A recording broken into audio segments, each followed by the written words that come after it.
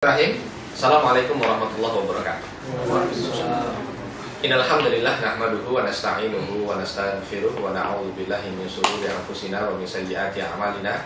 May yahdihillahu fala mudilla lahu wa may yudlil fala hadiya lahu. Asyhadu an la ilaha illallah wahdahu la syarika lahu wa asyhadu anna Muhammadan 'abduhu wa rasuluhu la nabiyya ba'dah. Allahumma shalli wa sallim wa barik ala nabiyyina Muhammad wa ala alihi wa ashabihi wa mawalah wa ba'd.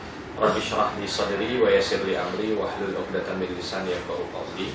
Allahumma 'allimna ma yanfa'una wanfa'na bima 'allamtana. Allahumma hdina wa hdi bina wa ja'alna sababan wa sabilan liman ihtada. Alhamdulillah, segala puji hanya bagi Allah. Pada kesempatan malam hari ini kembali kita diizinkan untuk bisa berkumpul. Semoga perkumpulan kita ini merupakan perkumpulan yang penuh dengan keberkahan.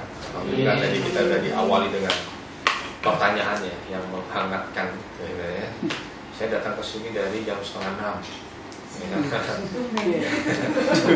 Ya, gantian. 5:30 sore. Ya. Alhamdulillah sampai sekarang jadi 1,5 jam menjelang acara dan dihidupkan dengan pertanyaan-pertanyaan. Rasulullah SAW mengatakan, ambillah ilmu dari lisanun sa'ul. Ambillah ilmu itu dari orang yang lisannya mudah bertanya. Karena kadang-kadang kita itu tidak bisa mendapatkan ilmu dari mulut sang ustadz saja, enggak. Ustadz itu terbatas, keilmuannya terbatas, yang ingin dia sampaikan terbatas. Maka bisa dikorek dari apa? Bisa dikorek dengan pertanyaan-pertanyaan. Jadi saya sangat mengapresiasi. Jadi kalau seandainya nanti silakan, hanya memang nanti akan kita batasi. Misalkan dari 6:30 ya, yang mau datang silakan kita buka dengan pertanyaan. Tapi jam 7 kayak sekarang jam 7 kita mulai dulu supaya acara sampai dengan mungkin jam 8 seperti biasa. Nanti mungkin kita buka sampai tengah malam ya, pertanyaan. ya kalau mau, kalau enggak ya setengah jam setelah materi selesai. Berikutnya ini kita akan mencoba untuk membahas tentang materi yang kemarin. Ini sebenarnya bukan hanya sekedar menyebut husnul khotimah saja, tidak. Ini judulnya memang kita bisa modifikasi. Kalau judul yang saya sampaikan di pertemuan ini menyebut husnul khotimah, tapi di dalamnya ada hal yang berkaitan dengan misteri kematian. Ada yang tahu kapan? Tahu kapan? Nggak ada kan? Biasanya duluan jamaahnya atau ustaznya? Ustaznya. Hah? Biasanya yang ngomong begitu itu duluan. ya kita nggak tahu ya, karena kita nggak tahu. Nah, kematian itu misteri bagi sebahagian orang. Dan misteri alam berikutnya ini juga kita perlu. Ini bahagian daripada akidah gitu kan. Kita alam berikutnya ini mau ngapain sih, kemana? Apakah kita itu seperti sama dengan saudara-saudara kita yang non muslim ya, atau ada perbedaan? Maka ini yang perlu kita sama-sama cermati lebih dalam lagi dalam kajian ini. Berikutnya sebenarnya ini kajian panjang. Ada satu majelis ta'lim itu yang dengan saya, bukan hanya satu, mungkin antara 2 dan 3 majelis ta'lim membahas tentang menyebut husnul khotimah. Sudah hampir 1 tahun. Materinya tetap masih menjelaskan tentang husnul khotimah. Kemarin kita baru tasyakuran 1 tahun pengajian ya. Memang sebulan sekali, berarti kan 12 kali pertemuan ya, 12 kali pertemuan. Itu masih sampai di tengah. Karena itu nanti kita akan bahas tentang apa sih, gimana sih ikhtiar kita supaya kita itu bisa diwafatkan dalam keadaan yang baik. Husnul khotimah itu akhir yang baik. Lalu bagaimana kita membahas tentang lawannya, su'ul khotimah. Itu juga penting. Dan apa yang harus kita hindari supaya kita tidak mendapatkan kematian yang buruk tadi. Itu ada poin-poin. Dan memang harus dijelaskan dengan detail. Dan kalau bisa yang apa ya?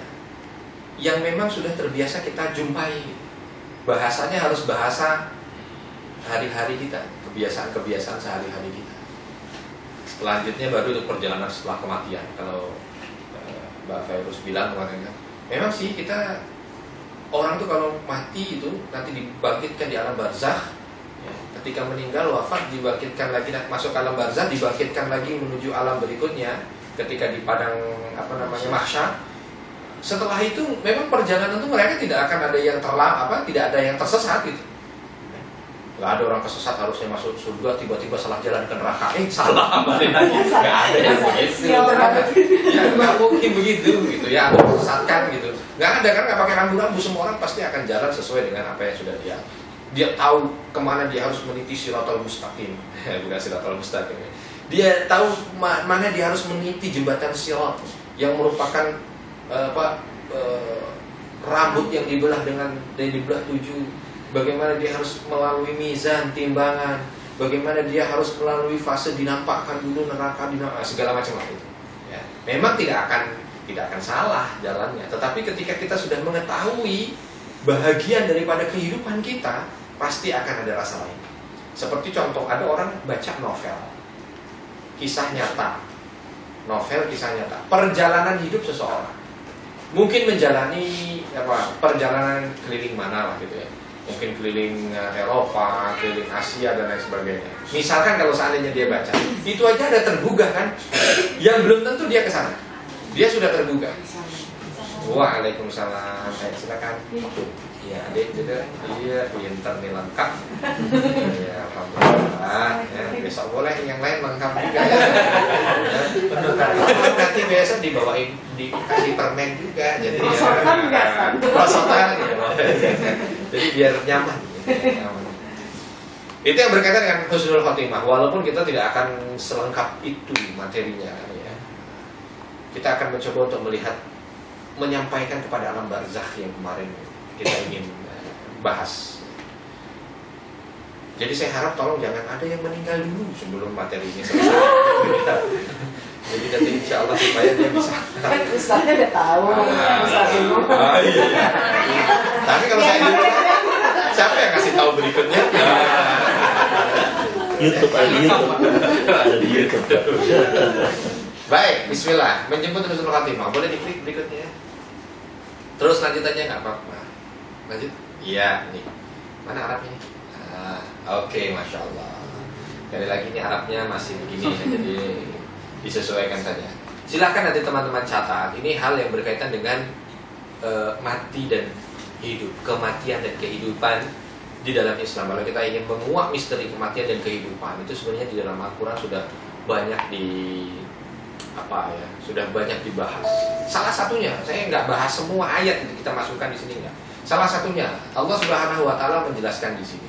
A'udzubillahi minasyaitonir rajim. Alladzi khalaqal mauta wal hayata liyabluwakum ayyukum ahsanu amala wa huwal azizul ghafur. Dalam surah Al-Mulk ayat 2, Allah Subhanahu Wa Taala menjelaskan yang Allah lah, zat Allah lah. Itu yang itu maksudnya itu sebelumnya ada kalimat di ayat pertamanya. Di ayat pertamanya menjelaskan tentang Allah Subhanahu Wa Taala. Di ayat kedua Allah menjelaskan lagi bahwa Allah lah yang menjadikan mati dan hidup. Jadi yang memberikan kita hidup dan mati ini Allah. Ya, yang memberikan kita mati dan hidup itu Allah. Dan mati itu bagi Islam mungkin akan berbeda persepsi dengan keyakinan lain. Ada keyakinan di luar sana mungkin yang menganggap orang kalau sudah mati, meninggal, wafat, ya, apa bedanya wafat, mati, meninggal? Hah? Mati kalau preman ketahuan nyolong digebukin mati. Nggak ada telah wafat seorang preman, nggak ada. Mati gitu. Itu secara bahasa. Tapi intinya sama, dicabut nyawanya oleh Allah. Jadi mungkin terjadi perbedaan persepsi berkaitan dengan kematian antara kita dengan saudara-saudara kita yang berkeyakinan lain. Ada orang yang berkeyakinan kalau sudah meninggal dunia maka habis sudah aktivitasnya, ya. Maka kehidupan dia hanya kehidupan di dunia ini saja. Ada tidak yang berpaham seperti itu? Banyak. Paham apa misalnya? Komunis, misalkan ateis yang tidak tidak berkeyakinan bahwasanya Tuhan itu ada. Ya. Nah yang seperti itu mati habis, maka dia yang dia uber yang ada di atas muka bumi ini. Inilah bedanya. Jadi kematian itu makna ketika orang itu memahami tentang kematian itu bisa mempengaruhi hidup dia. Ini penting. Ya. Orang ketika dia memahami sebuah kematian maka dia akan mewarnai hidupnya. Orang kalau berpaham komunis, yang dia menyatakan bahwa hidup itu adalah di dunia ini, kalau sudah mati habis semuanya, tinggal dimakan belatung, nggak ada lagi. Maka apa yang terjadi? Dia akan jor-joran hidup di dunia ini, karena waktu dia itu di sini, ya kan? Waktu dia itu di sini. Itu satu. Hah? Nggak boleh disia-siain. Apa yang mau dia lakukan, lakukan. Dia maunya apa dia lakukan. Dan dia nggak ada urusan dia ini mau halal haram hantam. Kenapa? Karena dia nggak ada hari pembalasan. Itu satu. Yang kedua, ada orang yang berpaham bahwa kematian itu awal dari kehidupan baru di dunianya lagi. Jadi kalau orang sudah meninggal itu nanti hidup lagi di dunia. Ya? Nah gitu. Jadi kalau seandainya dia hidup di dunia baik, maka dia akan terlahir kembali ke dunia menjadi orang yang baik. Tapi kalau seandainya dia di dunia buruk, maka dia akan terlahir di dunia lagi dalam keadaan buruk. Maka ada orang yang bilang, aku akan mencintaimu kembali di kehidupan berikutnya. Oh, gitu ya. Oh, dikira. Karena dia lah begitu meninggal, ruhnya itu dimasukkan ke janin lagi, hidup lagi, ya kan, di dunia lagi. Ini akan mempengaruhi dari warna hidupnya di sekarang. Gitu. Jadi dia berusaha untuk berbuat baik supaya apa? Hidup di dunia berikutnya itu dalam keadaan baik lagi. Ya. Hanya sebatas itu. Nah, kita bagi seorang Islam itu kematian itu bukan akhir segala-galanya. Ya, ini ada orang menganggap kematian itu akhir segala-galanya. Kalau sudah wafat sudah habis seluruhnya, enggak. Justru Allah Subhanahu wa taala menciptakan hidup dan mati itu untuk satu posisi. Untuk apa? Liyabluwakum ayyukum ahsanu amala. Untuk mencari di mana di antara hambanya itu yang paling baik amalnya. Karena ternyata dunia ini itu difungsikan oleh Allah untuk seorang hamba itu ahli beramal, perbanyak amal. Kenapa? Karena kalau sudah kepada kehidupan berikutnya yang disebut dengan alam barzakh. Di alam barzakh nanti nggak ada kesempatan kita beramal lagi. Di sana hanya tinggal ada hari pembalasan. Kalau di sana tinggal ada hari pembalasan, maka manusia di sini ini, masya Allah, dia berusaha semaksimal mungkin supaya di kehidupan berikutnya itu dia bisa tinggal menerima pembalasan. Ya. Jadi Rasulullah SAW menjelaskan, kita itu hidup di dunia ka'annaka abiru sabilin, seolah-olah dia itu hanya sekedar lewat dan mampir saja. Sama dengan tukang atau kuli yang dia bersusah payah di pagi hari sampai sore hari. Kalau perlu dia angkat lagi. Untuk apa? Supaya di malam harinya dia rehat. Supaya di malam harinya dia tinggal menikmati dari hasil kerja dia di pagi dan di sore. Hidup di dunia ini kan gak lama ya? Hanya 1 jam dibanding dengan akhirat. Di akhirat itu ditegaskan apa yang disampaikan oleh Rasul dalam sebuah hadis riwayat Tirmidzi, bahwa di akhirat itu 1 hari di akhirat 1000 tahun di dunia. 1 hari di akhirat 1000 tahun di dunia. Itu 1 hari di akhirat 1000 tahun di dunia. Kok bisa Ustaz? Bisa, orang waktu bumi dengan Mars saja berbeda. Seharinya di bumi 12 jam, seharinya di Mars, seharinya di Merkurius. Itu beda. Kenapa? Karena waktu ini mengikuti perputaran benda langit yang mengelilingi porosnya dan mengelilingi matahari. Ini dimensi waktu. Jadi kalau kita nanti teman-teman ada kesempatan pergi ke Mars atau ke bulan, ya, lain dimensi waktu. Ya, dimensi waktunya lain gitu. Nggak 24 jam. Jadi mungkin orang dulu waktu 1400 tahun yang lalu, ketika Nabi menjelaskan itu, belum ada istilahnya ilmu antariksa dan lain sebagainya. Kala itu mungkin orang mendengar, wah ini gila nih Muhammad, gila. Kenapa? Oh, 1 hari dibilang 1000 tahun. Gimana menjelaskannya? Nabi nggak bisa menjelaskan. Karena memang Nabi bukan ahli astronomi, tetapi dijelaskan oleh ilmu pengetahuan setelahnya. Karena Nabi menerima itu sebagai wahyu. Dan sekarang terbukti. Jangankan nggak usah jauh-jauh di akhirat. Di sini antara sini dengan Pluto itu udah jauh. Setahun di sini itu beda dengan setahunnya yang ada di Pluto. Berapa? 149,5 tahun di Pluto sama dengan 1 tahun 1 tahun di bumi. Sahih. Soheh kayak ini ya. Sahih itu sahih. Ya nggak tahu namanya ya. Gampangnya 150 tahun di Pluto itu sama 1 tahun di bumi. Iya. 1 tahun di Tahun di bumi. ayat. Nah ini ya. Tahun cahaya. Nah itu kan. Nah kalau ini nanti 1 hari di akhirat itu 1000 tahun di dunia. 1000 tahun di dunia. Itu dimensi waktu. Berarti nih kalau saya tanya nih, kalau 1 hari itu kan 12 jam. 1 hari 1 malam itu. Oh. Kalau 1 hari saja, yaumun itu 1 hari 12 jam. Kalau yaum walailah 1 hari 1 malam itu 24 jam. 1 hari 12 jam. Kalau 1000 dibagi 12 berarti berapa? 80-an. 80-an 1 jamnya itu 80-an tahun. Ya kalau seandainya manusia itu hidup itu ada yang usianya 80 tahun, berarti hanya 1 jam saja dia di akhiratnya. Ya kan? Hanya untuk 1 jam. Maka kita diminta betul untuk bersabar.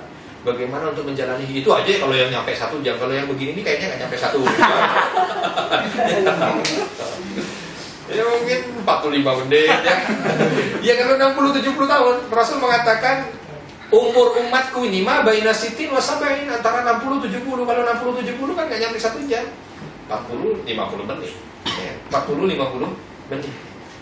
Tidakkah kita bisa bersabar kalau kita lihat hakikat kematian ini? Tidakkah kita bisa bersabar untuk yang 40-50 menit ini untuk waktu yang ribuan bahkan jutaan tahun nanti di akhirat? Ribuan bahkan jutaan tahun kita nanti di akhirat. Jadi kita membahas kematian itu Allah memulai, bukan Allah memulai ya. Kita coba kalau kita lihat dari salah satu ayat yang berkaitan dengan kematian di dalam Al-Mulk, itu ternyata kehidupan ini bukan untuk bukan untuk dinikmati. Ada orang itu yang hidup itu fungsinya untuk dinikmati. Mumpung saya ini mumpung. Itu kalau udah ada orang ngomong mumpung, itu berarti dia hidupnya untuk dinikmati. Padahal hidup bukan untuk dinikmati. Allah mengatakan hidup itu untuk menunjukkan kita kepada Allah bahwa amal kita itu baik. Karena Allah mencari dengan kehidupan ini mana yang lebih baik amalnya. Akan beda ya kalau seandainya kita tolok ukurnya di sana. Tapi kalau seandainya kita udah mengatakan hidup ini adalah untuk dinikmati, hidup ini untuk apa, maka ya sudah lain ceritanya. Tidak keluar kalimat yang disampaikan oleh salah seorang sahabat yang mulia atau dalam perkataan hikmah bahwa dunia ini sijnun lil mu'min, penjara bagi orang mukmin. Ya. Penjara bagi orang mukmin, surga bagi orang non muslim. Kenapa? Masalahnya kita mukmin ini masya Allah, semuanya serba dibatasi. Kita mau minum minuman khamr, boleh nggak? Nggak boleh. Minum mabuk kan nggak boleh. Ya. Sedangkan yang di sana itu menjadi sebuah sumber kenikmatan. Kita berzina boleh? Nggak boleh. Di luar sana menjadi sumber kenikmatan. Ya, kan? Identiknya kan kalau seandainya orang ingin melihat sebuah kenikmatan duniawi, ya adanya di sana. Nanti itu diberikan oleh Allah di surga. Dulu kita pernah bahas tentang surga belum? Rasulullah SAW menegaskan.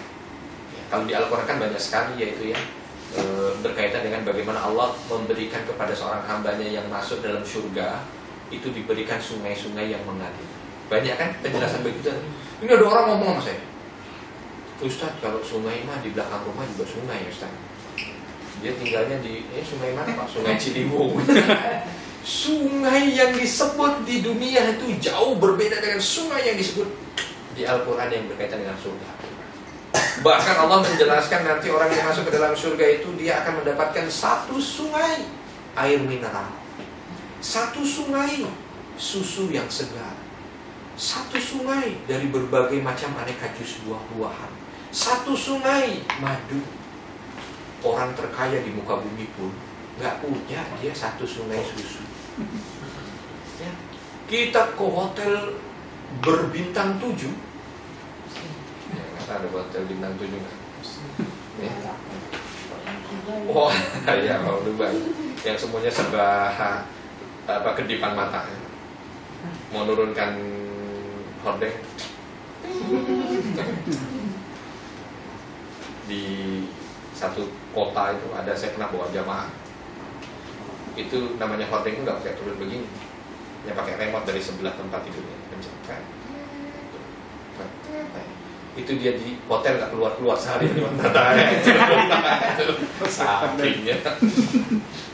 Ini nggak ada orang terkaya yang sampai seperti itu, nggak. Tapi nanti Allah sediakan itu. Coba bayangkan. Satu orang di surga terendah dia akan mendapatkan 300 pelayan. 300 pelayan. Sekarang ini orang terkaya sedunia nggak ada yang punya pelayan 300. Kalau karyawan beda. Ini pelayan ngurusin dia sendiri. Yang ngurusin sepatunya, yang ngurusin sendalnya, yang ngurusin 300 itu di surga paling rendah. Padahal surga ada 100 tingkatan. Mi'ata darajah. Surga itu ada 100 tingkatan.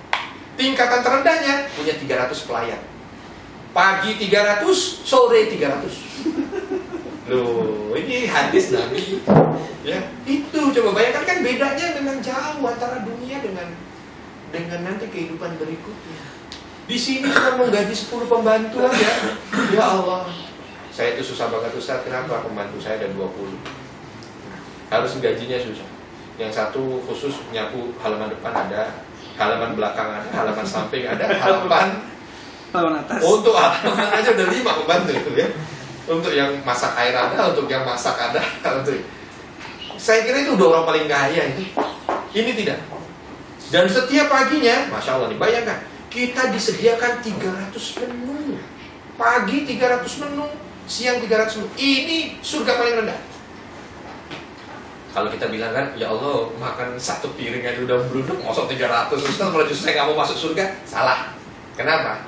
Karena Rasul mengatakan, di sendokan pertama sampai sendokan ke 300 itu, 300 menu itu tadi, piring ke 300, tidak berbeda rasanya. Kalau kita kan makan, senang nih dengan satu menu. Pak Mirza suka makan apa? Contoh makanan yang paling disukai kambing. Sate kambing. Sate kambing. Satu porsi, sate kambing 20 kan biasanya. Makan 10 tusuk, makan satu piring. Enak kan masih? Piring kedua, kalau ditambahin lagi satu porsi, Ya. udah berbeda rasanya. Ini orang masuk surga, piring pertama sampai piring 300 tidak berbeda rasa nikmat di lidahnya. Coba. Ya kan? Beda memang udah beda. Maka Allah menegaskan betul, hidup ini, hidup di dunia, hidup bukan hidupnya. Hidup kayaknya nggak sesuai ini. Hidup di dunia ini Allah sudah tegaskan bukan untuk mumpung, bukan untuk senang-senang, bukan untuk apa. Tetapi untuk menunjukkan kepada Allah bahwa kita itu beramal terbaik. Kita beramal terbaik. Karena memang yang dicari oleh Allah di dalam kehidupan di dunia ini adalah yang baik amal.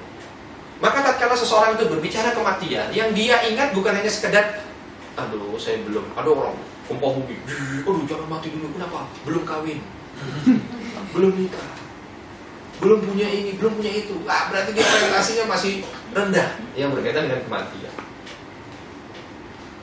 Jadi ketika kita ingat dengan mati itu, seberapa jauh amal. Maka Rasul mengatakan ketika ditanya oleh salah seorang Arab Badui, mata sah, kapan kiamat wahai Rasul? Rasul nggak jawab kapannya, tapi Rasul balik bertanya, apa yang kamu siapkan untuknya? Apa yang kamu siapkan untuknya? Bukan untuk kiamatnya, karena dia tidak mungkin, belum tentu dia berjumpa kiamat. Kita pun belum tentu berjumpa kiamat. Tapi ada kiamat kecil yang disebut oleh Allah adalah kematian. Apa yang kita siapkan untuk kematian? Apa yang kita siapkan untuk kematian? Maka Allah mengatakan yang berkaitan dengan kematian bukan akhir segala-galanya bagi seorang muslim. Kematian itu adalah pintu awal untuk masuk. Itu selalu bertambah begitu. Siklus dia ketika dia ke dunia berubah di alam barzakh makin berkali lipat lagi. Begitu berubah nanti pindah ke alam padang mahsyar, maka dia juga akan berubah. Jadi ini untuk kita dulu nih, hakikat kematian kita harus tahu bahwa Allah menciptakan kita hidup di dunia ini tujuannya satu sebenarnya, untuk mencari dari kita itu mana yang amalnya paling baik sampai pada finish yang sudah ditentukan. Lanjut, kita cek ayat berikut. Nah, dalam surah Al-A'raf ayat 34. Ini penting ya. Ini untuk kita, ada orang yang nggak bisa menerima takdir kematian. Tentunya ini takdir kematian untuk orang lain, bukan untuk dirinya. Allah menegaskan dalam surah Al-A'raf ayat 34. Faida jaa ajaluhum. Kalau orang itu udah datang waktunya itu waktu kematiannya. Ya. Waktu itu maksudnya waktu kematian. Faida jaa ajaluhum la yastakhiruna sa'atan wa la yastaqdimun. Namanya ajal orang kalau sudah datang itu nggak bisa maju, nggak bisa mundur. Ini juga harus dipahami dulu. Ada orang bilang gitu, Ustaz, ya Allah, saya nyesel. Kenapa kok nyesel, Pak? Ini ayah saya, kalau seandainya saya bawa ke rumah sakit yang lebih gede, mungkin dia bisa tertolong, Ustaz. Gak ada cerita. Datang waktunya, jam sekian, detik sekian, gak maju, gak mundur. La yastakhiruna sa'atan wa la yastaqdimun. Gak maju sedetik, gak mundur sedetik. Jatahnya meninggal di pengajian begini, sambil kedinginan misalkan ya. Misalkan itu dia nggak maju nggak mundur ya, nggak maju. Alhamdulillah kalau kita meninggal pengajian itu berbahagia gitu ya. Saya repot sekali dibaca. Ya, yang repot kan bukan yang mati, yang repot yang hidup ya. Ini harus dipahami dulu, ini akidah. Idza jaa ajaluhum la yastakhiruna sa'atan wa la yastaqdimun. Kalau udah orang datang ajalnya, ini nggak maju nggak mundur, nggak pakai sebab secara kasat mata, teori manusia atau tanpa. Ada orang bilang, Ustaz, jangan lewat kereta ini. Kenapa? Kemarin habis ada orang mati nggak wajar ketabrak kereta. Justru ketabrak kereta mati itu wajar. Kalau ketabrak keretanya yang mundur, wah itu nggak wajar. Kalau dia ketabrak kereta mati wajar. Tapi bahasa di masyarakat kita, dia matinya nggak wajar. Sehingga diyakini masih gentayangan marahnya, apa segala macam. Karena apa? Sebenarnya belum waktunya. Nggak ada cerita. Semua udah ditentukan di dalam rahim umur 4 bulan. Salah satu yang ditentukan adalah ajal. Waktu mati itu udah ditentukan. Waktu wafat itu udah ditentukan. Mau sakit, mau nggak sakit. Ada orang nih, saya punya saudara. Dia hitungannya kalau buat saya kakek dan nenek, cuman bukan kakek nenek asli. Kak adik. Yang sakit itu kakaknya. Yang jaga adiknya. Adiknya itu jagain kakaknya gitu karena sakit. Kok dengar berita tiba-tiba yang meninggal adiknya. Satu kampung ketika dikabari adiknya itu meninggal, salah kakaknya kali. Orang yang sakit kakaknya yang mungkin adiknya. Adiknya. Begitu dilihat benar. Kakaknya memang udah terkapar nggak bisa apa-apa, tapi masih bernafas. Adiknya di sebelah sudah terbujur kampung. Enak tanpa sebab. Ada yang sebab, ada yang tanpa sebab. Ya, itulah kematian. Saya punya juga Pak D itu. Dia biasa sapu-sapu karena di kampung ya, biasa sapu-sapu halaman ya. Begitu sapu-sapu halaman dia bilang sama istrinya minta teh panas ya, dikasihlah teh panas. Ada kursi goyang di sebelah, di terasnya itu, di sebelah meja ada kursi goyang, ditaruh deh di meja itu oleh Budi sana ya. Begitu ditaruh ya, seperti biasa ke dapur lagi kan, namanya ibu-ibu. Begitu keluar, memang Pak saya sudah, kursi goyangnya masih goyang. Tapi begitu Pak nggak ada sautan, udah dingin badannya dingin, tehnya masih hangat. Ya, bisa ya begitu. Jadi kita tidak bisa. Sudah datang waktunya. Ada yang sakit lama, sakitnya tuh lama, baru meninggal. Jadi itu hanya sebab saja. Kalau semua orang itu meninggal karena sakit, maka berbahagialah yang sehat. Tapi ternyata tidak semuanya orang meninggal itu harus menunggu sakit. Kalau orang meninggal itu harus menunggu tua, maka yang muda ini tentu merasa aman. Tapi ternyata kematian tidak begitu. Betapa banyak orang meninggal, anaknya duluan dibanding dengan orang tua. Ada nggak? Ada, kemarin barusan kakak ayah saya meninggal itu. Mbah saya yang nenek saya yang 93 tahun masih sempat datang dari Jogja melihat jenazah anaknya. Ada yang seperti itu. Jadi begitulah rahasia Allah yang berkaitan dengan kematian. Hanya kita harus kembalikan ke awal. Kematian itu bukan akhir segala-galanya, memang tidak. Memang itulah yang sudah Allah takdirkan. Tentunya akan ada dua versi. antara meninggalkan dan ditinggalkan. Kira-kira bagi kita lebih berat meninggalkan atau ditinggalkan? Hah? Lebih berat meninggalkan atau ditinggalkan? Kira-kira? Hah? Ditinggalkan. Berarti Bapak mau meninggal duluan ya? Memang kadang-kadang kita Masya Allah gitu ya, kalau kita ditinggalkan oleh orang yang kita sayang itu kan rasanya bukan sesuatu yang mudah. Maka Rasulullah SAW menjelaskan tentang berkaitan dengan masalah ini. Ahbib masyikta. Silakan kamu itu cintai semua orang yang ingin kamu cintai. Cintai.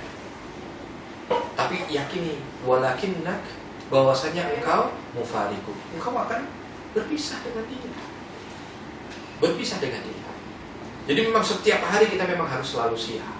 Dan ketika mengingatkan itu saling mengingatkan untuk melihat yang ini. Dan ketika kita berpisah dengan orang yang kita sayangi, itu bukan berpisah selama-lamanya. Berpisah sementara yang insya Allah nanti kita akan bertemu kembali di kehidupan berikutnya. Kita libur dulu beriman. Kalau beriman, kalau memang sama-sama soleh, kalau derajat surganya satu. Kalau di alam barzah itu ketemu? Enggak. Ketemu. Enggak. Dan kita pun gak akan berpikir dengan orang yang sudah meninggalkan kita. Karena di alam barzah itu kita hanya mendapatkan dua hal. Apa saja dua hal itu? Satu, kita akan dapat nikmat. Kalau dapat nikmat, lupa dengan yang mungkin mempengaruhi hidup kita di dunia, lupa. Saking nikmatnya alam barzah. Bukan berarti kita menjadi orang yang lupa diri ya, enggak. Alam barzah tuh di kuburan atau di maksudnya di alam kubur? Jasad kita di dalam kubur. Jasad kita kan memang di kuburan. Tapi alam itu tidak harus identik dengan alam yang di bawah. Jadi dia tidak di sana, tidak di dalam kubur, Iya. di tempat lain lah. Di tempat lain. Nah kalau yang surga tadi setelah melewati alam barzah. Oh iya, nanti ketika kita sudah dibangkitkan lagi, bumi udah kiamat gitu ya. Nah, tetapi kenikmatan alam barzakh itu cipratan dari kenikmatan surga. Tapi cipratan dari kenikmatan surga, cipratan itu kan begini kan. Itu udah banyak. Kenapa? Karena kenikmatan dunia ini dari zaman Nabi Adam sampai akhir zaman itu hanya setetes kenikmatan surga. Dibagi untuk manusia dari awal sampai manusia akhir zaman. Setetes. Itu dibagi semua. Dari zaman Nabi Adam sampai dengan manusia akhir zaman. Yang kita pusingin, yang kita ributin, ya. Yang kadang-kadang kita nggak cukup terus itu, ya. Itu setetes dari kenikmatan surga. Maka gampang kalau seandainya kita belum bisa menikmati yang setetes ini, karena Allah sediakan 7 samudranya nanti ketika kita masuk ke dalam surga. Gitu ya. Jadi kalau saya melihat, bukan saya melihat, kalau kita lihat dari apa yang disampaikan oleh Allah dalam surah Al-A'raf, itu menjelaskan kepada kita namanya kematian itu nggak maju, nggak mundur. Itu yang perlu kita pahami. Jangan sampai ada perasaan dalam diri kita, ya Allah, ini kenapa kok saya begini, mungkin saya yang salah. Kalau seandainya, kalau nggak ada, ini nggak ada. Kalau seandainya orang itu dengan rumah sakit ternama, itu dia tidak akan pernah bisa meninggal dan penyakitnya pasti dapat disembuhkan, maka pasti rumah sakit itu tidak ada kamar mayat. Tapi tidak ada rumah sakit yang tidak ada kamar jenazah. Semua ada kamar jenazah. Itu tandanya apa? Ya memang rumah sakit pun dia tidak bisa menjadi penyebab untuk memperpanjang usia manusia. Ya. Entah sebabnya apa. Karena memang semuanya itu hanya sebab. Masuk rumah sakit, kenapa meninggal? Jantung. Kenapa jantungnya? Berhenti. Ya iyalah, kalau orang meninggal pasti jantung berhenti. Kan dokter kan akhirnya ujungnya semua jantung. Nggak ada. Kenapa meninggal? Mata. Nah. Kenapa meninggal? Gara-gara rambutnya. Nggak ada rambutnya. Ya. Gara-gara jantung ini memang terakhir di jantung. Ada orang yang tahu mau meninggal. Saya punya teman itu, bapaknya tahu mau meninggal, anaknya dipanggil, bukain pintu, udah kumpul semua, udah nanti dia datang. Gimana cara kayak gitu? Nggak ada yang tahu. Nanti kita akan lihat. Tidak ada manusia yang tahu kalau dia itu ingin meninggal. Tidak ada yang tahu, karena itu termasuk perkara gaib. Termasuk malaikat pun dia mengetahui beberapa saat sebelum mencabut nyawa seseorang. Ini seperti yang diriwayatkan dalam sebuah cerita yang menimpa bendaharanya Nabi Sulaiman. Malaikat Israel kala itu pagi hari mendapatkan SK, cabut nyawanya orang ini. Tapi dicabutnya di negeri India.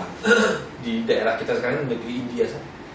Wah, jauh ini antara Syam dengan sana. Gimana? Padahal dia dicabutnya duhur. Duha jam 10 masih rapat sama Sulaiman. Gimana ceritanya? SK-nya begini.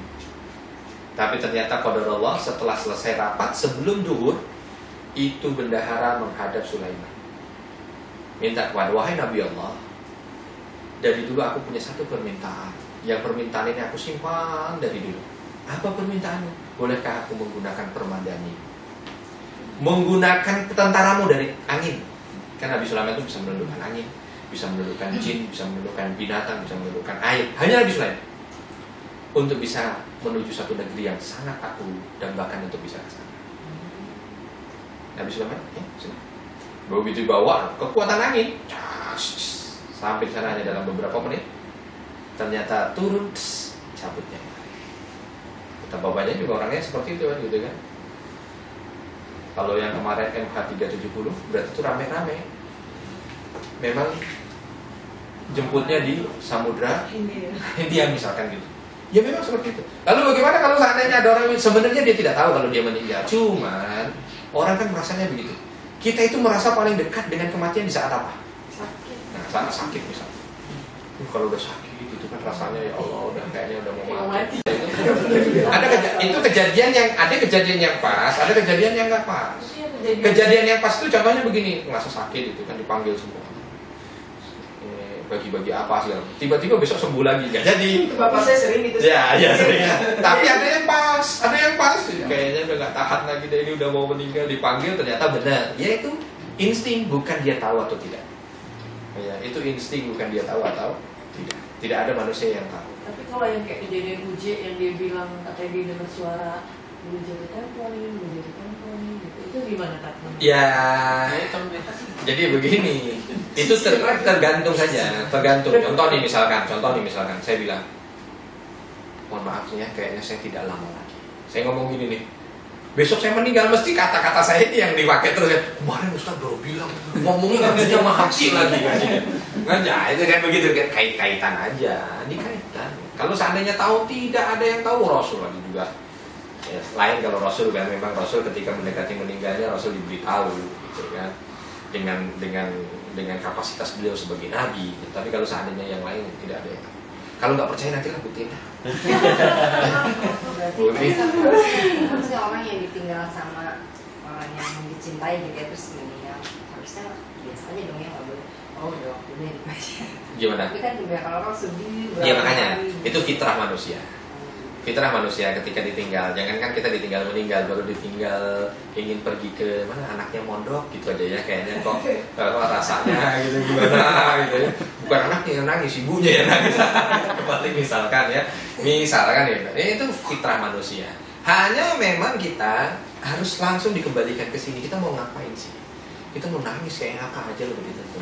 Dan yang terpenting itu bukan masalah ini, enggak. Justru yang ditakutkan kita larut dalam kesedihan, lupa kalau beliau itu saat ini butuh sekali dengan doa. Itu masalah. Ya kan? Itu kadang-kadang bisikan syaitan. Maka an-niyahah di dalam Islam, niyahah itu nangis berlebihan. Kalau orang Arab itu ada istilah niyahah. Niyah itu nangis. Bahkan kadang-kadang sampai 7 hari 7 malam nangis nggak berhenti. Semakin keras nangisnya, itu semakin tanda bahwa istri itu sayang sama suaminya. Jadi begitu dia udah mau bahkan ada supporternya. Jadi ketika dia nangis dia langsung supporternya, oh kamu paling merugi, suami kamu itu orang baik. Diingetin lagi memorinya tuh, wah nangis lagi, gitu. Itu dilaknat oleh Allah. Bahkan mereka tuh kadang-kadang sampai mukul pipi, robek baju, saking larut dalam kesedihan. Itu haram. Itu haram. Ya kan? Kenapa diharamkan? Satu, menyalahi takdir. Seolah-olah kita udah nggak percaya sama takdir dari Allah. Itu yang terbaik. Bagaimana? Kan udah dikasih tahu bahwa kita itu kalau meninggal tuh kayak orang terima pensiun aja. Orang kalau terima pensiun itu rata-rata dia udah ikhlas legowo. Apa kadang-kadang dapat pensiun dia marah-marah sama perusahaannya. Biasanya sudah ikhlas sama legowo. Kenapa? Dia tahu bakal dipensiun. Jadi udah. Ya seperti ini kita juga udah tahu.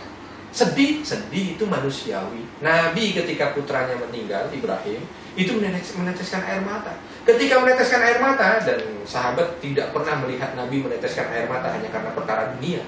Ini dianggap kehilangan anak itu perkara dunia. Tiba-tiba Nabi meneteskan air mata. Sampai sahabat-sahabat bertanya kepada Nabi, apa yang keluar dari matamu wahai Nabi? Nabi mengatakan, ini air mata kasih saya, tapi hanya ya beberapa tetes air mata saya.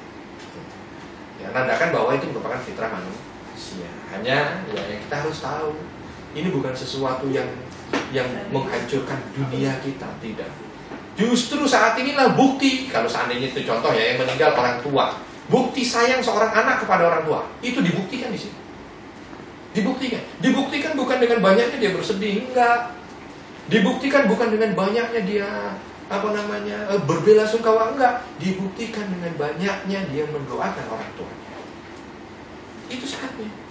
Orang tua kita hidup, kita mendoakan, nyampe. Tapi tidak seperti ketika orang tua kita sudah meninggal dunia. Dan saya pikir kadang-kadang kalau kita orang tua kan dikasih, dia nggak mau terima kan. Aduh udah cukup, nggak mau pun dikasih apa-apa sama anak kamu. Kalau udah meninggal dia pasti butuh kan. Kita doain malah dia udah itu. Nah, justru di sinilah mulainya. Karena kadang-kadang susah gitu pas orang tua tuh, karena dia nggak mau nyusahin anaknya gitu. Ya, di sinilah awal mulanya. Justru kita itu kalau bisa terus berbakti kepada orang tua itu di saat orang tua itu sudah meninggal dunia. Saya pernah baca sebuah buku. Ketika saya buka itu ada tulisan kalau orang yang meninggal orang tuanya yang sudah meninggal dunia, dia hanya mendoakan orang tuanya itu 5 kali sehari. Itu merupakan anak yang durhaka. Orang tuanya meninggal, dia kok cuma doakan orang tuanya 5 kali sehari, itu durhaka. Saya buka bola-balik itu buku. Jangan-jangan salah cetak nih. Karena orang sekarang nih kalau ada orang tuanya meninggal dia doakan 5 kali, berarti kan setiap sholat tuh dia doakan, itu udah anak soleh itu. Udah anak soleh. Tapi kok anak durhaka ya. Jangan-jangan bukan ini tadi, bukan 5 kali sehari, 5 kali setahun katanya. Ya mungkin ini salah cetak. Penasaran saya katanya sama guru saya.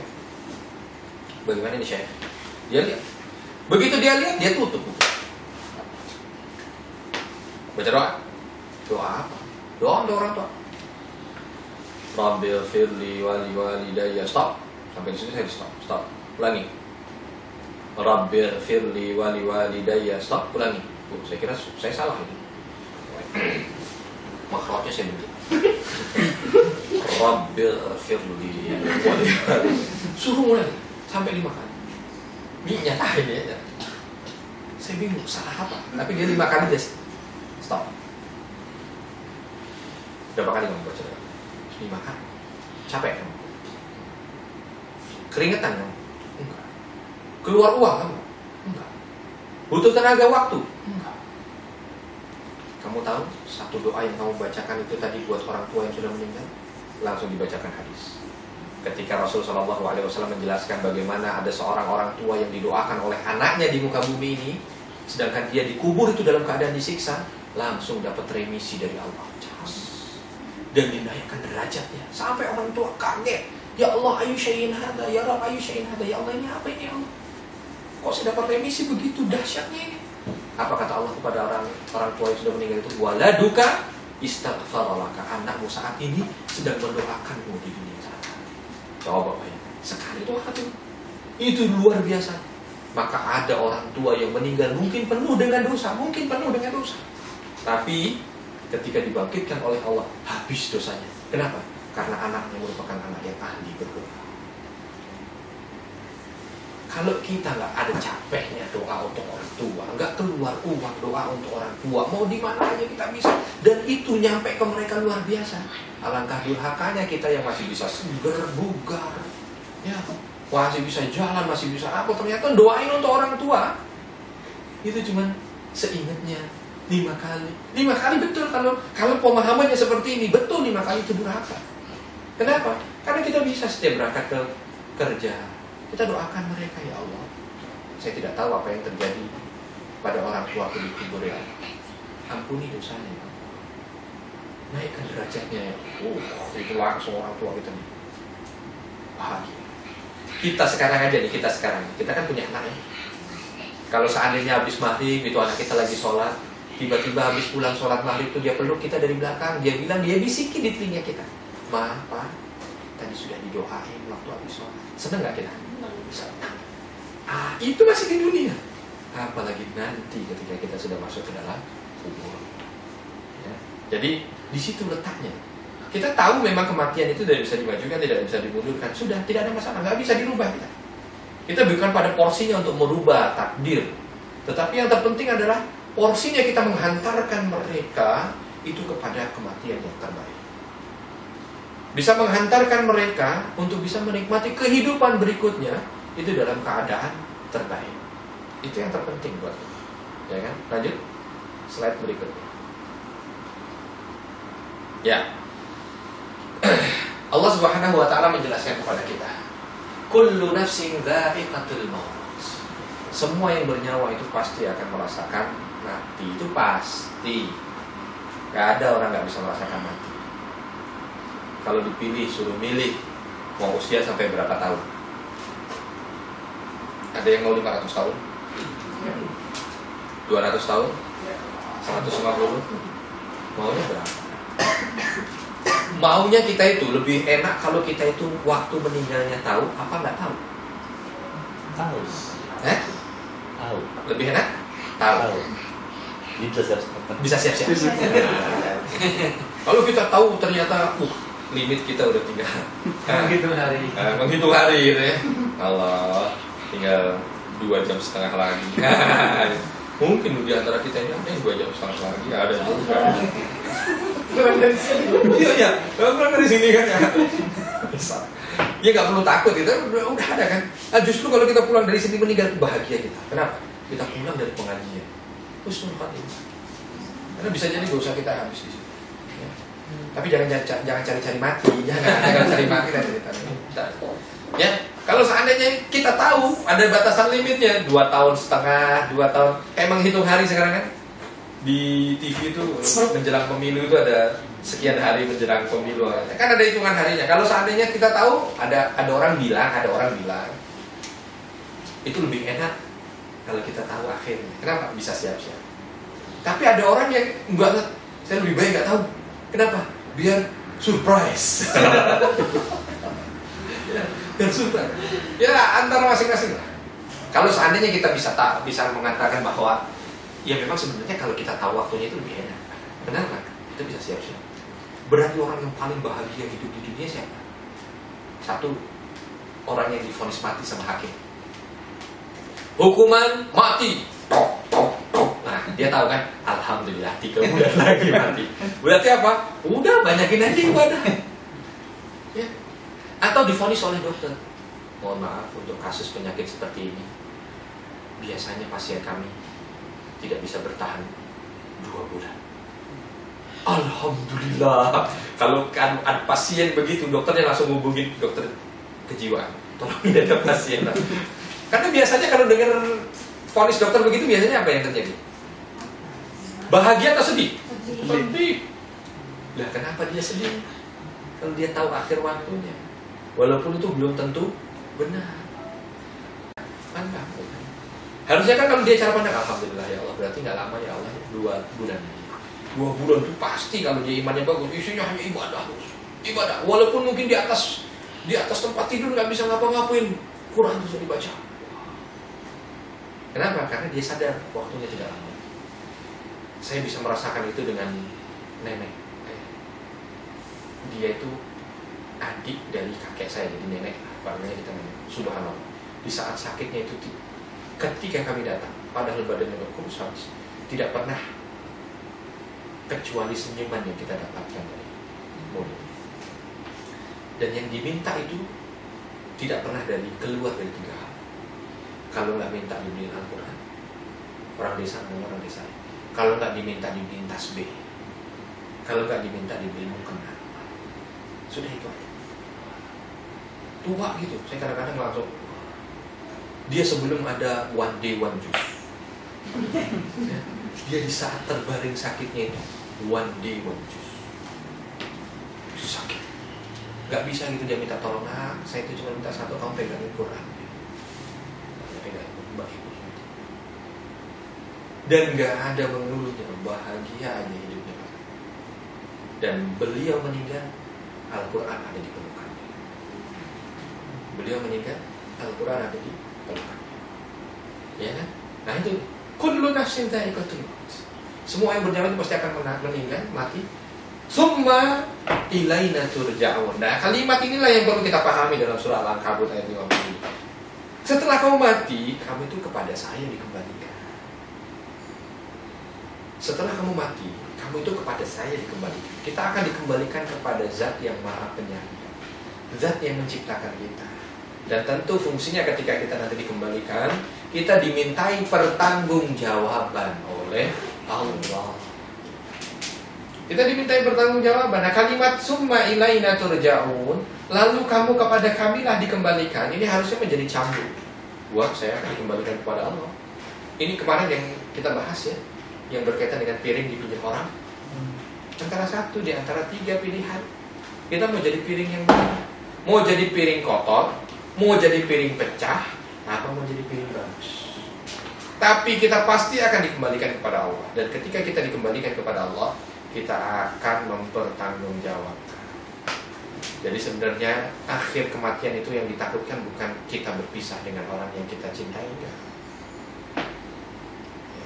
Tetapi yang kita takutkan adalah mempertanggungjawabkan terhadap apa yang kita kerjakan di muka bumi, yang hanya 55 menit tadi. 50 menit ya, nggak lama, 50 menit. Ini sudah pada menit keberapa? Ya. Oke, lanjut. Dalam surah Al-Imran ini sama menjelaskan dengan yang tadi yang disebutkan. Kullu nafsin dha'iqatul maut, tiap yang berjiwa itu pasti akan merasakan mati.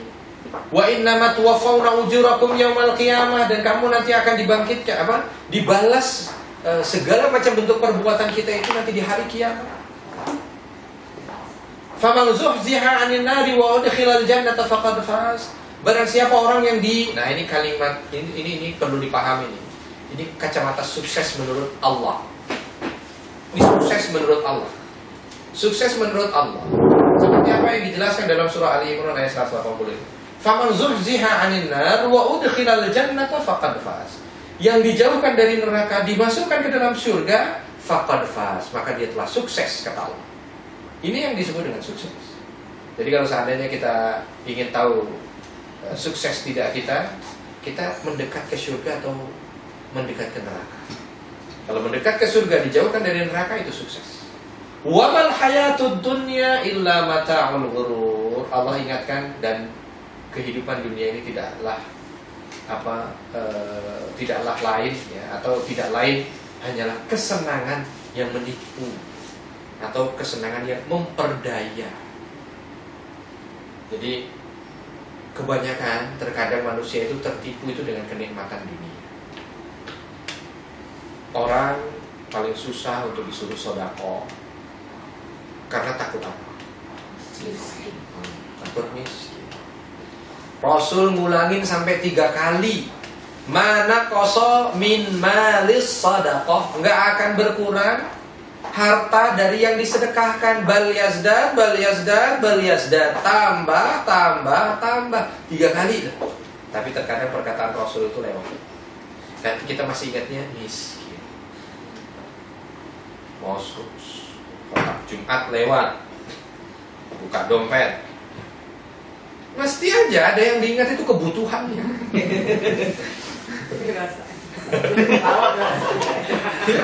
Kenapa nggak ingat surganya gitu? Iya kan? Ya Allah, berapa ya Allah ya? 100.000 tapi ada bayaran yang belum dibayar. Kenapa ingatnya waktu ini gitu ya? Mindsetnya beda gitu. Karena apa? Mindsetnya dia takut ini berkurang. Kalau mindsetnya itu justru, waduh saya makin lagi banyaknya kebutuhan, justru saat itu saya harus investasi, ya kan? Maka lain ceritanya. Karena Rasul bilang kalau duitmu kurang, sedekahin. Rumusnya Rasul, kalau disedekahkan tambah.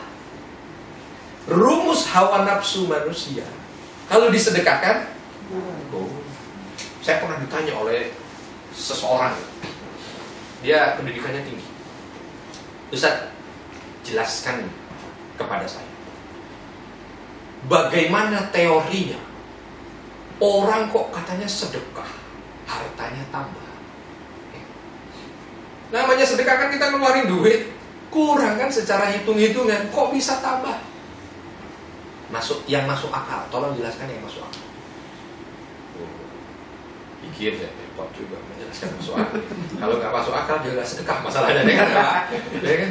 Saya bilang, Bapak kenal DHL, kenal TNT, kenal FedEx. Ini masuk nanti. Masuk. Bayar ya. Sensor. JNE, Tiki, Pos, kenal? Dia bergerak di bidang apa coba? Kalau saya tanya ke teman-teman, bidang apa dia bergerak? Pengiriman barang. Pengiriman barang, distribusi. Itu kan jasa. Kok dia mau? Itu kan sosialin. Saya lagi butuh ngirimin barang, mau ke sana, siapa ya? Tiba-tiba dia mau diantarkan Pak? Coba. Oh iya Bang, kasih. Dia mau nganterin kok. Kenapa dia mau nganterin? Kenapa dia mau nganterin? Kita bayar. Hah? Kita bayar jasanya kan. Kita bayar jasanya. Padahal itu cuma sekian persen dari harga barang dan jarak. Kalau tidak salah 1 atau 2% dari harga barang dan jarak. Ya. Itu aja sekarang bisa menghasilkan triliuner kan. Padahal fungsinya kan distribusi barang. Itulah hakikatnya sedekah. Kita distribusi nikmat Allah. Di pojok-pojok sana itu ada hamba Allah yang harus tetap diberikan rezeki. Tapi sudah tidak mampu lagi dia menghasilkan rezekinya dari kerja. Contoh, nenek-nenek 80 tahun. Mau kerja daftar jadi apa? Mau jadi SPG. Iya. Kalau SPG keranda jenazah. Nggak mungkin kan, nggak ada yang nerima perusahaan. Mau tukang bersih-bersih jalan nggak ada juga yang terima. Orang biasanya batasan umur ada, umur sekian ada umur sekian. Ya, orang pembantu rumah tangga kita jaga kita terima. Tapi dia kan masih hidup, berarti kan butuh kan. Dan nggak mungkin kan Allah setiap pagi ngirimin amplop ke dia langsung lewat malaikat. Truing, ada amplop dari Allah 500.000. Nggak ada kan begitu. Maka apa? Harus ada hamba Allah yang mendistribusikannya. Nah, yang mendistribusikannya inilah Allah akan bayar. Allah yang bayar. Karena Allah konsumen. Kita yang melakukan aktivitas pengirimannya. Dan orang yang kita tuju itu, itulah yang akan mendapatkan kiriman dari Allah. Kalau kita kirim, Allah kirim bayarannya. Dan kalau tadi jasa pengiriman itu sekian persen, ini Allah lipat gandakan sampai 700%. Jadi apa yang kita beri? Ya kan? Maka pemahaman inilah Allah selalu tanamkan. Ingat, waktumu di dunia itu nggak lama, sebentar.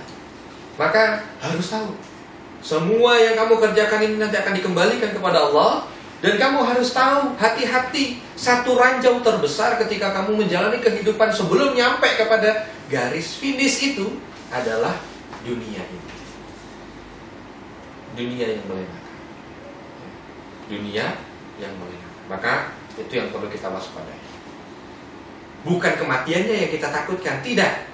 Tetapi lemahnya kita untuk mempersiapkan bekal menuju alam berikutnya yang jauh lebih lama. Kalau tadi hidup di dunia hanya 50 menit, hidup di sana jauh lebih lama. Misalkan nanti di alam barzakh itu mungkin 40 hari gitu misalnya. Lagi.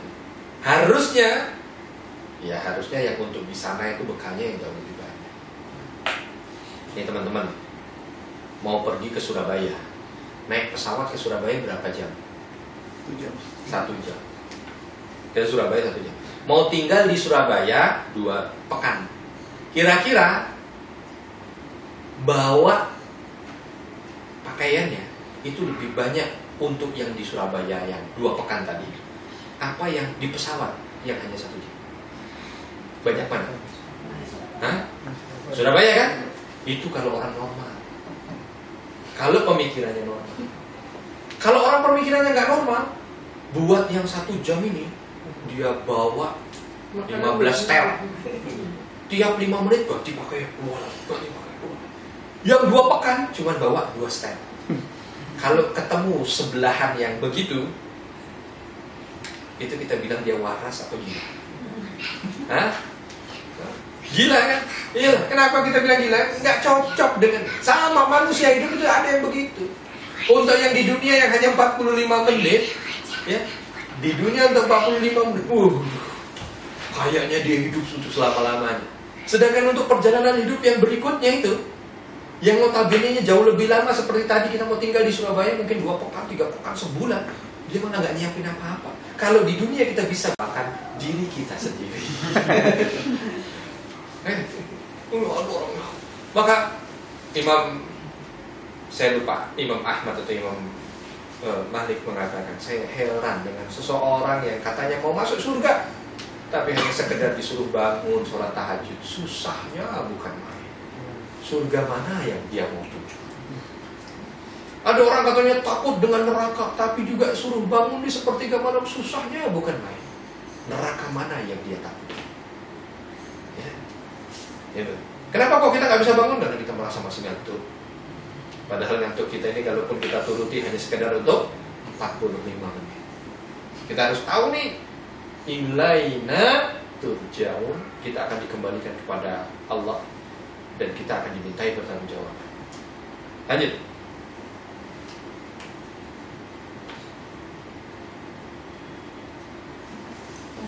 Ini terjemahan ya. Di surah Ali Imran ayat 186 ini. Ini lebih kepada tafsiran dari mengenai dunia itu merupakan ujian. Allah mengatakan la tublawunna fi amwalikum wa anfusikum. Manusia. Allah mengatakan kamu itu, kalau ada kalimat kamu boleh di Al-Qur'an diganti dengan nama kita. Karena Allah kalau dengan kalimat kamu ini kan seolah-olah apa? Mengajak kita bicara kan? Boleh diganti misalnya. Kalau saya contoh, kamu sungguh-sungguh akan diuji. Kalau saya ganti dengan kalimat nama saya, Arifin, kamu itu sungguh-sungguh akan aku uji. Wah, berarti kan seolah-olah Allah langsung ngomong tidak. Sungguh kamu akan diuji terhadap apa? Hartamu, dirimu. Dan juga kamu akan mendengar dari orang-orang yang diberi kitab sebelum kamu dan orang-orang yang syirik. Itu berbagai macam godaan dan gangguan, supaya kita tetap pada jalan yang benar sampai kepada kematian. Ini udah terbukti betapa banyak gangguan yang menggoda kita, ujian yang menggoda kita, dari ujian harta, dari ujian diri kita pribadi dengan berbagai macam, atau juga ujian dari orang-orang yang, atau kalau bahasa kita itu ujian lingkungan. Ujian lingkungan ini yang bermasalah. Maka hati-hati, kita juga perlu diberikan oleh Allah Subhanahu wa taala di sini, wa in tasbiru wa tattaqu. Kalau seandainya kau bersabar dan bertakwa, maka insya Allah itulah termasuk amal atau urusan yang dimuliakan. Nabi SAW pernah, Nabi SAW, manusia mulia, pernah dijumpai oleh Umar bin Khattab radhiyallahu anhu. Beliau sedang tidur di kamarnya beralaskan tikar tanpa bantal begitu, dan tidur miring. Umar bin Khattab ketika melihat Nabi dalam keadaan tidur seperti itu, nangis, dan gak berani bangun. Nangisnya itu di depan Nabi sampai Nabi terbangun. Begitu terbangun, terlihat bekas daripada guratan-guratan tikar di pundak beliau yang mulia sallallahu alaihi wasallam. Lalu Umar bin Khattab bertanya, wahai Rasulullah, sampai seperti ini kah? Bukankah Kisra, Kaisar, orang yang dilaknat oleh Allah itu berlimpah kenikmatan hidupnya? Kenapa engkau seperti ini, tidur di bawah dan lain sebagainya? Nabi malah tersenyum. Wa mali walid dunya. Apa hubunganku dengan dunia ini? Ya Umar, ad-dunya fana. Umar, dunia ini fana. Jadilah engkau di dunia ini seperti orang yang sedang bepergian lewat begitu saja, numpang mampir. Kenapa? Karena seperti ini. Ini kalimat bukan tidak boleh kita kaya, enggak. Salah kalau seandainya diartikan kalau gitu kita miskin aja, kita tidur di atas tiket. Enggak harus begitu. Tetapi yang terpenting adalah bagaimana kita gunakan dunia, sekaya apapun kita, itu dengan tujuan untuk bisa menjadi tangga ke surga. Itu yang terpenting. Itu yang terpenting. Maka jangan heran ketika Rasulullah SAW itu pusing kalau di duitnya ya, kalau di kantongnya itu masih ada duit, malam hari itu pusing beliau. Bahkan di akhir hayatnya dia minta kepada istrinya. Sebelum di malam berikutnya lagi dalam keadaan demam, Rasul yang ditanyakan, duit yang kemarin mana? Sudah kau berikan belum kepada yang berhak? Belum. Berikan sekarang. Rasul pusing kalau ada duit. Di kantong itu pusing. Kok langsung kalau kita begini? Jangan kita dong, jangan kita. Kayaknya ngajak gitu ya. Kalau kita kan kayaknya kita semua ya. Ya nggak apa-apa, itulah kita lah ya. Kita. Saya nggak pusing Ustaz kalau nggak ada duit di kantong, karena ATM penuh. Ini kan begitu. Coba. Dan kita kadang-kadang kan begitu. Saya sendiri begitu. Kadang-kadang jarang itu orang merasa, aduh Ustaz, saya kayaknya hari ini merugi. Kenapa merugi? Aduh, jumlah tahajud saya hanya 11 Ustaz. Biasanya 23. Oh, enggak ada yang begitu, jarang. Ya, jarang yang begitu itu jarang. Mungkin nggak mau lihat kali ya, nggak mau lihat. Tapi kita merasa ya Allah pusing sekali kalau seandainya kita lagi tidak punya dunia. Pusing boleh, ketika kalau seandainya dengan dunia yang tidak kita miliki itu membuat kita kepada kekafiran, itu oke. Karena kadal fakru, bahwasannya kebanyakan kefakiran itu mendorong orang itu untuk mengarah kepada kekufuran. Hanya sebatas itu membuat kita itu iman kita kuat, itu bagus. Tapi kalau seandainya sudah melenakan, itu bahaya. Karena hidup di dunia ini sementara. Lanjut. Ya, Allah ini iya betul tadi, ya tadi. Nah, betul. Dalam surah Al-Anbiya ayat 35. Kullu nafsin dha'iqatul maut wa nabluwakum bisyarri wal khairi fitnah. Tiap yang berjiwa itu pasti akan merasakan mati. Kami akan menguji kamu dengan keburukan dan kebaikan sebagai cobaan. Ingat, kita akan pasti mati dan Allah akan uji kita dengan dua hal. Apa dua hal itu? Kebaikan dan keburukan. Dan hanya kepadanya lah kamu dikembalikan. Terus lanjut aja Kak Fani, berkaitan dengan kematian boleh. Nah, ini penting nih. Ini penting. Ini Allah ceritakan tentang gambaran manusia yang sudah dimatikan, sudah diwafatkan, sudah dicabut nyawanya. Ya. Artinya ada nggak sih? Berikutnya. Nah, di sini ada ya dalam surah Al-Mu'minun. Nanti kita lanjut ke Arabnya saja. Sebelumnya. Oke. A'udzu billahi minasyaitonir rajim. Hatta idza jaa ahaduhumul maut. Sampai ketika datang kematian untuk seseorang di antara kalian. Datang kematian di antara kita termasuknya nanti mungkin. Apa yang terjadi? Qol. Di antara mereka ada yang berkata kepada Allah. Apa yang dikatakan? Rabbi rji'un, ya Allah kembalikan kami ke dunia. Nah, ini perlu tahu kita. Ternyata orang yang diwafatkan itu nanti sebahagian itu di antara mereka minta kepada Allah dikembalikan ke dunia. Ya Allah balikan aku ke dunia. Ngapain? Nah, ini penting nih. Ngapain? Apa kamu mau nagih utang orang yang kamu hutangi belum bayar? Atau kamu mau nakut-nakutin orang yang bunuh kamu, malah dia mati terbunuh misalnya. Enggak. Satu saja yang diminta oleh seluruh manusia, beriman tidak beriman. Yang dia minta adalah la'alli a'malu salihan fima tarat. Mudah-mudahan dengan kau kembalikan aku ke dunia walaupun hanya dengan beberapa saat itu, aku bisa mengajarkan amal-amal soleh yang dulu pernah aku tinggalkan ya Allah. Apa dia minta? Supaya dia bisa mengerjakan amal soleh yang dulu pernah dia tinggalkan. Cuman itu aja yang diminta, gak ada yang lain. Masya Allah. Ini berlaku untuk semua. Berlaku untuk semua. Tak kalau semua orang sedang menangisi jasad kita karena ditinggal oleh kita nggak nangis mereka, nggak nangis mereka.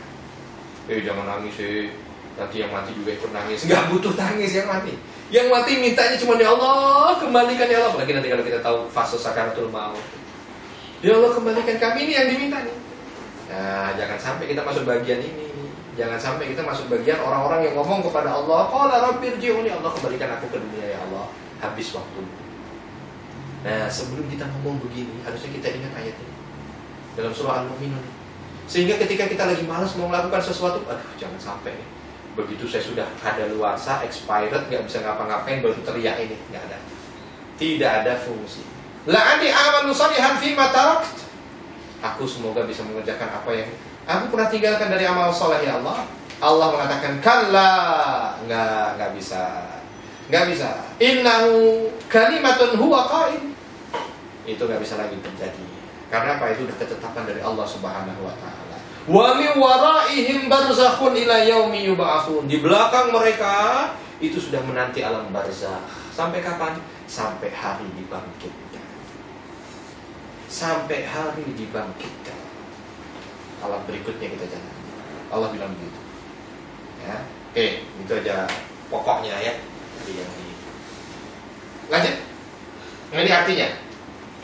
Ini artinya nih. Ini artinya. Jadi nanti insya Allah bisa dibahas. Tapi intinya tadi kan kita sudah dapat. Lanjut ke hadis. Rasulullah SAW dalam sebuah hadis sahih riwayat Tirmidzi, Nasa'i, Ibnu Majah mengatakan dalam sabdanya, "Aktsiru dzikra hadimil ladzat." Perbanyaklah untuk mengingat pemutus kenikmatan.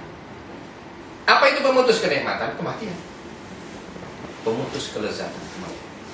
Kalau orang memperbanyak mengingat kematian, maka insya Allah dia akan mempersiapkan yang dia ingat itu tadi. Semakin banyak orang mengingat sesuatu, maka dia akan mempersiapkan. Itu fitrahnya manusia. Dia akan mempersiapkan untuk sesuatu yang selalu dia ingat itu tadi. Kalau kita nggak diingat, nggak akan disiapkan sesuatu. Nih, Mbak Danu udah nyiapin hadiah. Ya, betul. Mau bagi-bagi kan? Tas. Karena dia ingat dengan pengajian ini. Kalau dia nggak ingat dengan pengajian ini, nggak akan kita disiapkan sesuatu. Ya, Mbak Danu ya. Ini saya bukan meminta kepada yang lain besok bawa sesuatu, enggak ya. Bukan, ini gambaran saja. Jadi orang itu akan mempersiapkan dengan sesuatu yang selalu dia ingat, ya, yang selalu dia ingat, yang selalu dia idam-idamkan. Kalau kita melihat orang lagi menikah, ya, lihat orang menikah dia mampu. Biasanya pesta yang dia laksanakan itu dia persiapkan sehari atau 2 hari sebelum dia nikah. WO, berapa lama kita? 6 bulan disiapkan. Wah, minimal 6 bulan.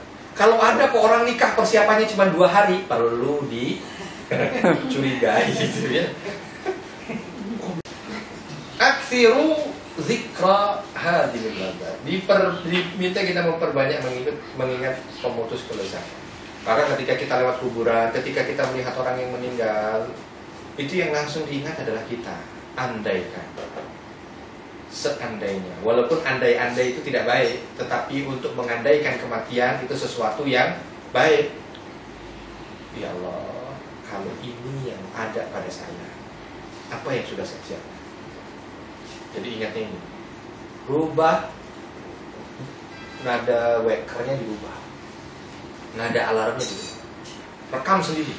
Wih, ingat mati, wih. Bangun. Ya Allah. Kan suara kita yang keluar ya. Banyak sekali. Maka kalau orang normal nih, dia akan merasa dekat dengan Allah itu tatkala dia sedang diuji dengan sakit. Itu orang normal. Kalau yang nggak normal dia dikasih sakit juga masih aja kufur. Ada yang begitu. Tapi kalau orang normal paling dekat dengan kematian itu karena sakit. Dan di saat itu biasanya dia harusnya nih orang normal keimanannya akan makin dekat dengan Allah. Akan makin dekat dengan Allah. Lanjut.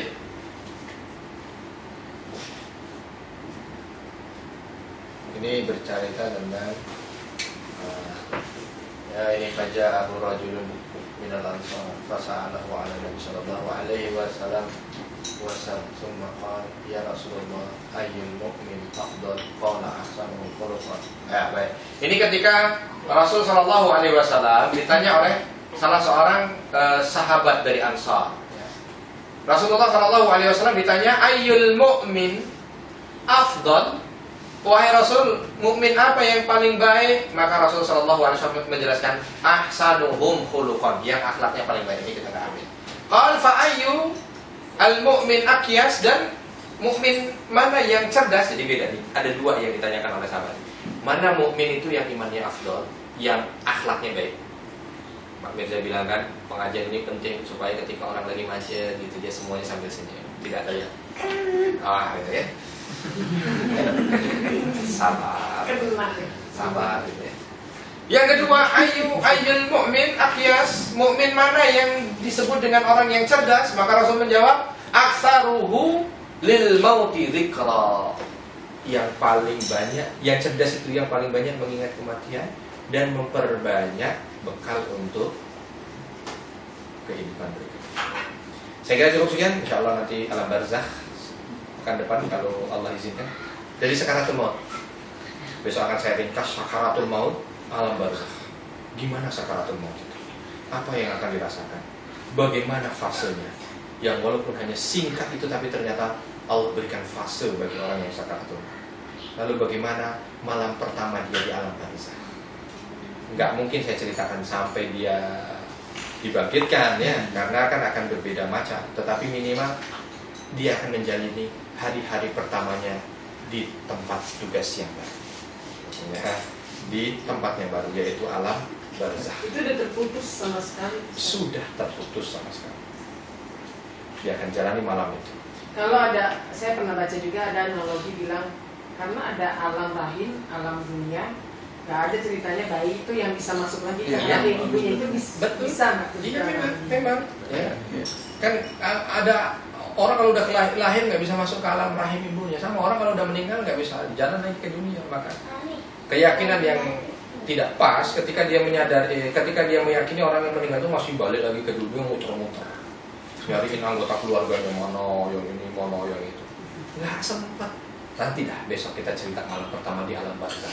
Oh ya nggak benar juga Ustaz, nggak sempat kalau begini Ustaz. Mau datang apa lagi? Tok tok tok dibuka mana utang.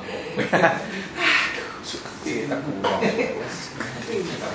Atau apa? Datang ke tubuh anggota keluarganya kesurupan minta sesuatu. Nggak ada. Karena nanti di alam barzakh itu hanya ada dua saja yang dia dapatkan itu. Satu, kalau tidak dapat nikmat, kalau nggak dapat azab. Kalau dapat nikmat, dia udah lupa dengan hidup dunianya. Ngapain ngurusin dunia orang udah nikmat. Kalau dengan azab nggak boleh cuti.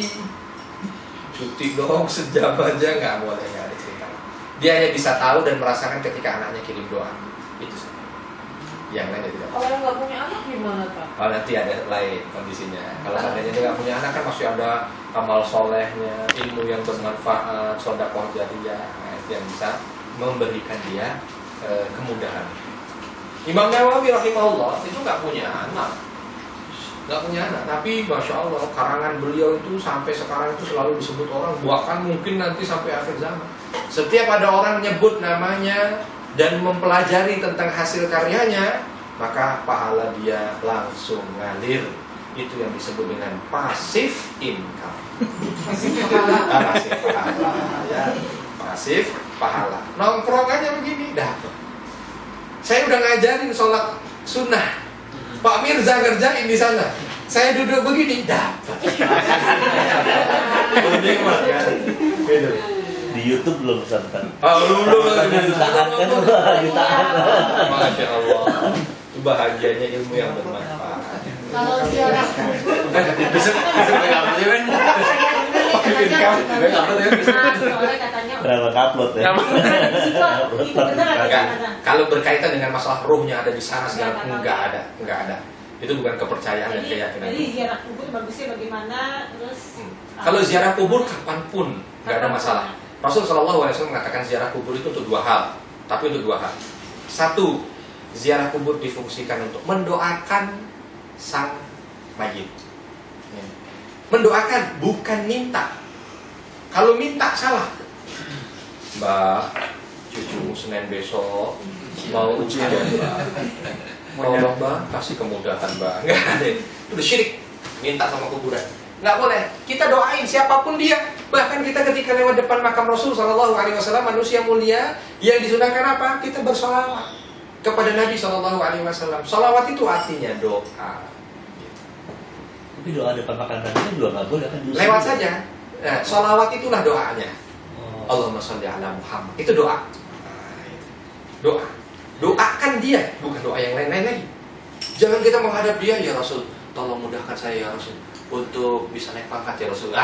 Itu udah syirik, walaupun sama Nabi, walaupun dengan Nabi.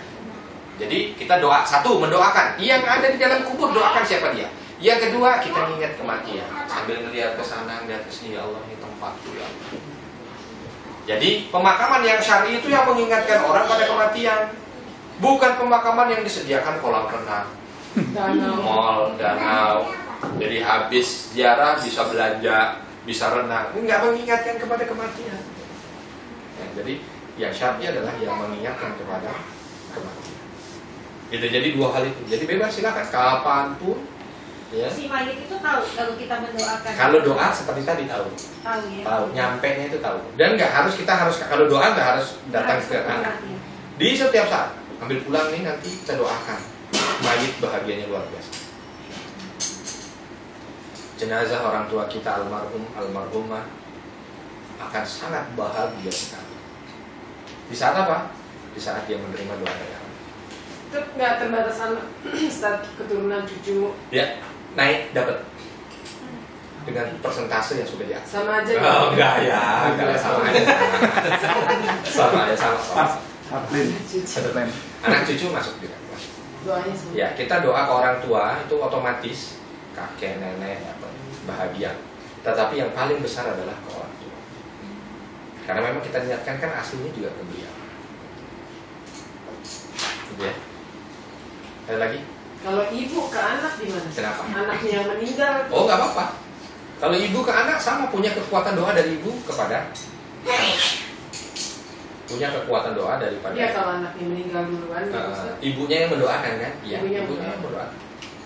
Ibu Ustaz, saya kan bukan, kalimatnya bukan ibu yang soleh yang mendoakan.